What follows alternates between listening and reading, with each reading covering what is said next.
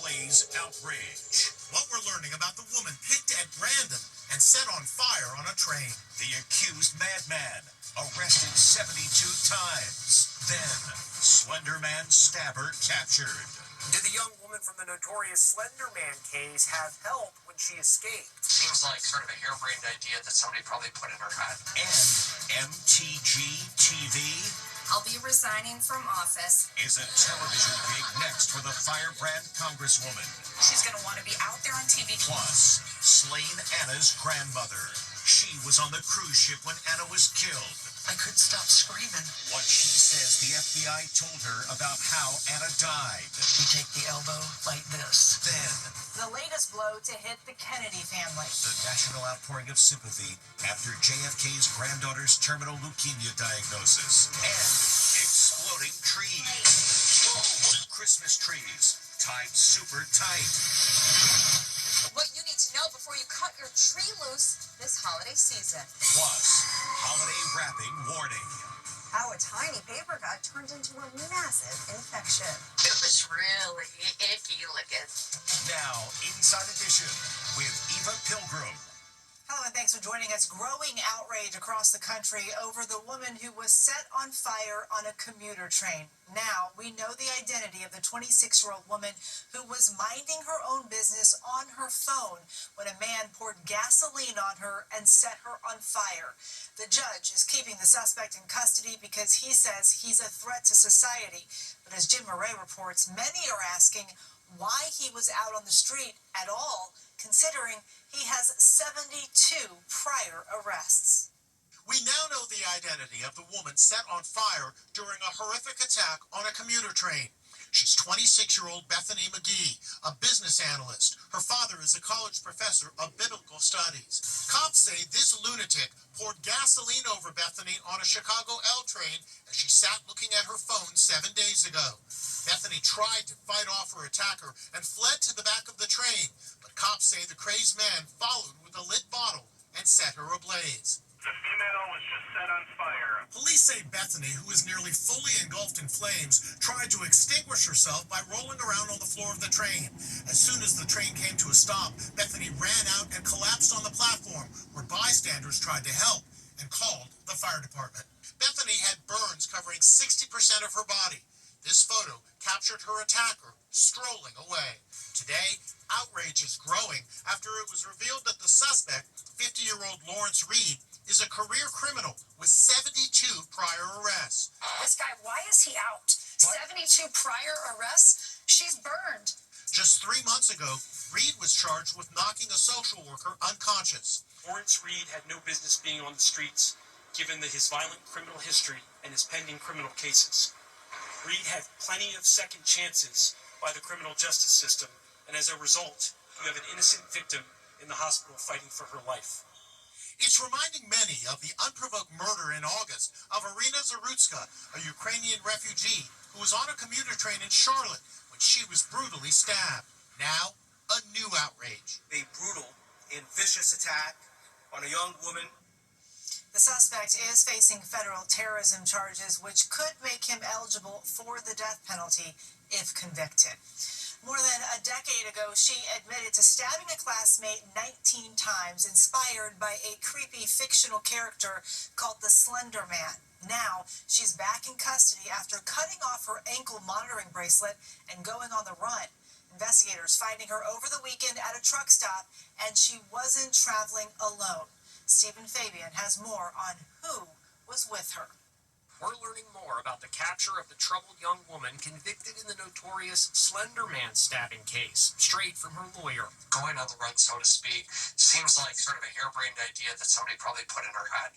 Authorities say 23-year-old Morgan Geyser cut off her ankle monitor and walked out of a group home on Saturday night. She was recaptured Sunday night at a truck stop in Illinois, about 170 miles from the group home where she'd been staying. When she was arrested, she was with a 42-year-old adult identified as her best friend.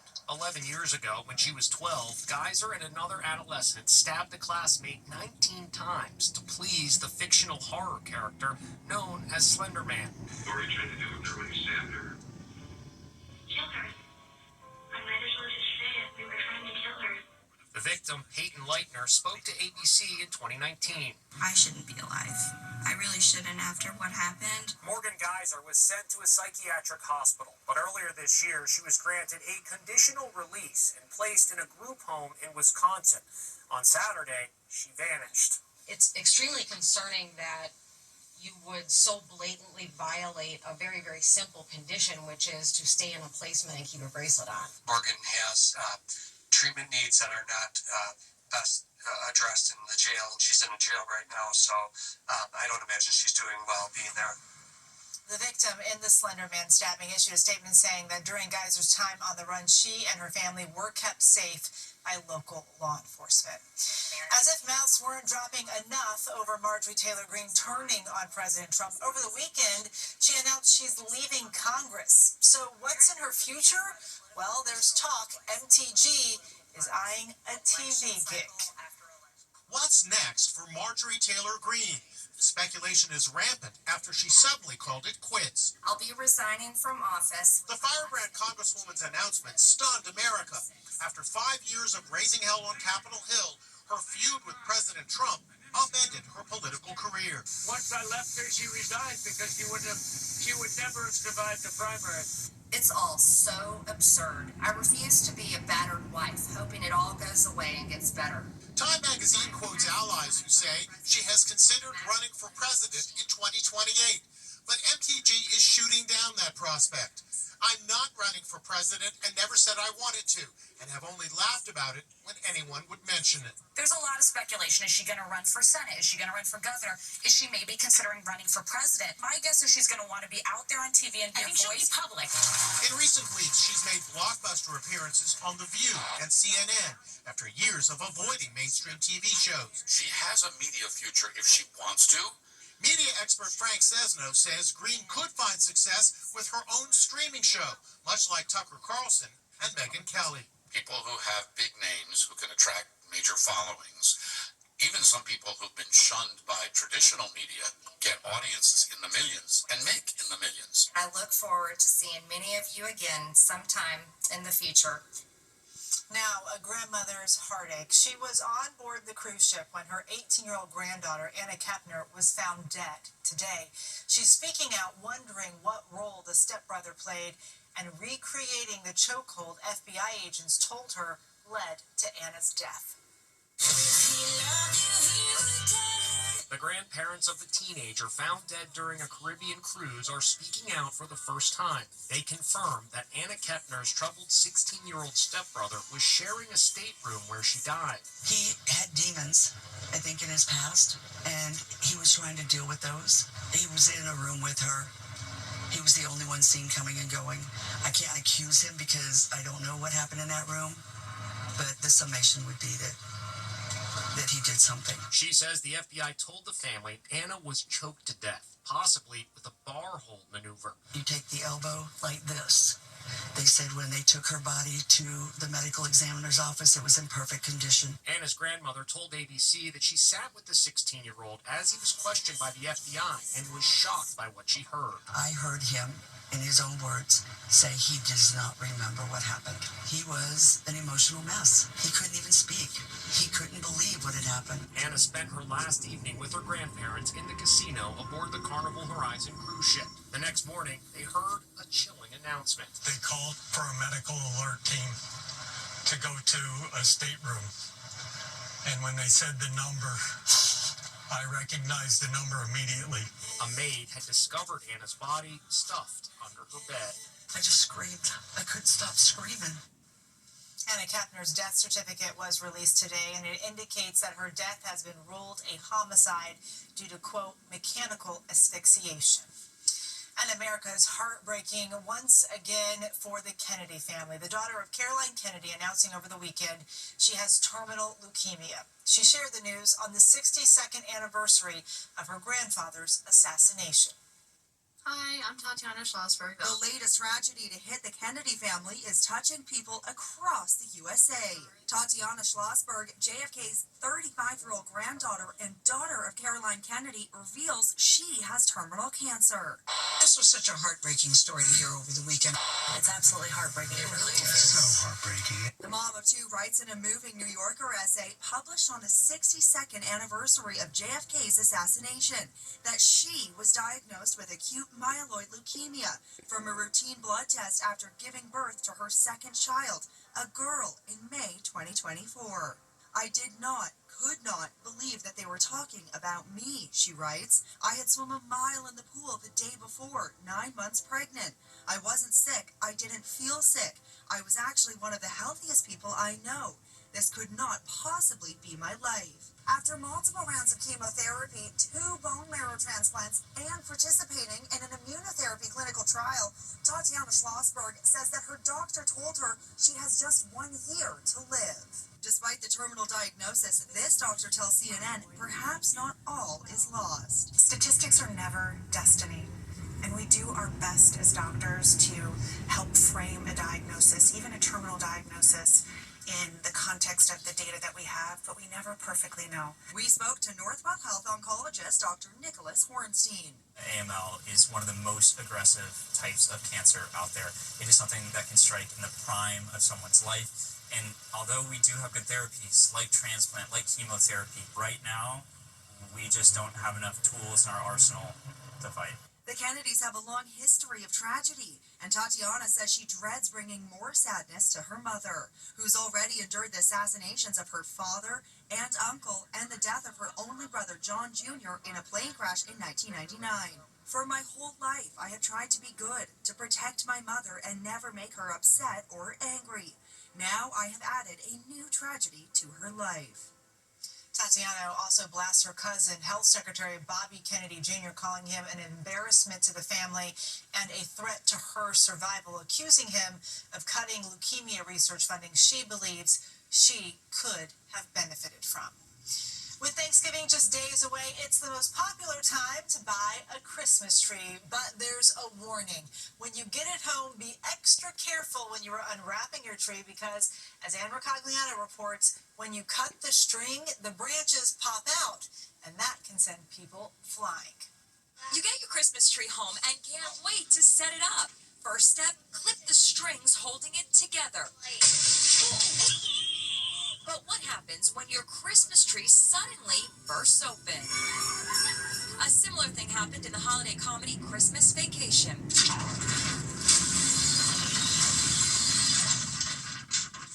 Sometimes the sheer force of the unwrapping can catch you by surprise. Here at Ann Ellen Christmas Tree Farm in Manalapan, New Jersey, this is the machine they use to wrap up the Christmas tree for the car ride home. And there is a way to make the unwrapping of the Christmas tree at home less of an explosive event. I would recommend cutting it open bottom from top. Okay. So this way you know and can manage the branches on the bottom. Sometimes when the tree is very large, it can be so wound up tight that it just explodes if you do it all at once in one shot. Slowly. So slowly from the bottom to the top, and you should be good, no problems. The holiday season officially kicked off at the White House today when First Lady Melania welcomed the White House Christmas tree. Beautiful tree. The 25-foot fir from Michigan will be displayed in the Blue Room of the White House. We're certain this won't happen to Melania. This is the first time in 41 years that a tree from Michigan has been selected to be displayed in the White House. We'll be back with much more Inside Edition after this. Next, what happened to American Pie actress Tara Reid? She says someone slipped a Mickey into her drink. Then, holiday wrapping warning. How a tiny paper cut turned into a massive infection. It was really icky looking. What you need to know. And the $4 Thanksgiving Day feast. Sounds like a deal, right, guys? Inside Edition with Eva Pilgrim. We'll be right back. CBS Tonight.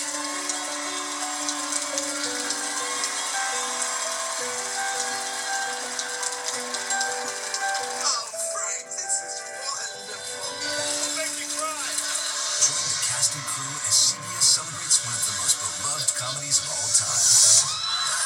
Still has the day. The Everybody Loves Raymond 30th Anniversary Reunion. CBS Tonight, 8/7 Central.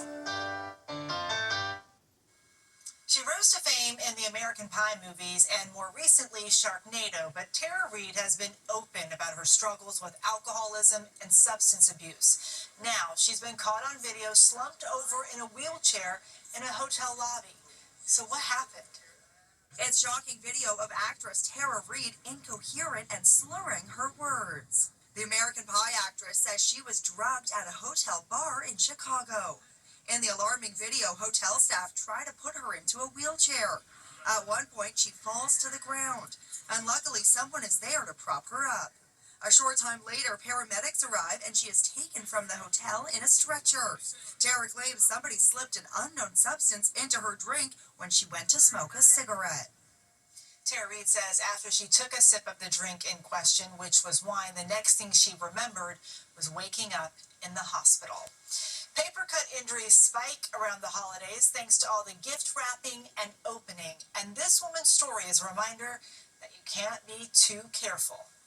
Hard to believe this woman's red and swollen hand is from a paper cut. It looked like Sunday's ham, you know, it was really icky looking. Could you believe that big of an infection happened from simply a paper cut? It had to have happened so fast. I've never had anything like that happen before, ever. Melinda Howard says she was breaking down cardboard boxes for recycling after moving into a new house in Mississippi when she nicked her hand. We had mountains of these cardboard boxes in our living room, and I was really tired of looking at it. One of them just caught me just right. Didn't think much of it.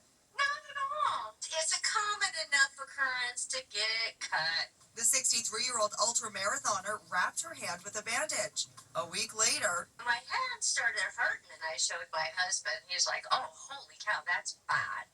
So he about stuffed me into the car, and away we went to urgent care. It's a warning to be extra careful about paper cuts this holiday season when wrapping and unwrapping gifts. But what makes Melinda's infection so severe is that for years she had been taking the steroid prednisone, a commonly prescribed medication to reduce inflammation. But one side effect, it thins the skin. My skin is like somebody in their 80s. It tears easily and gets cut easily. This is what Melinda's hand looks like today. It's healing up nicely. It looks great. To avoid paper cuts this holiday season, experts recommend wearing thin gloves while wrapping gifts and keep your skin moisturized so it's not as susceptible to cuts. We'll be back with more Inside Edition after this. Still to come. The $4 Thanksgiving Day feast. Sounds like a deal, right, guys?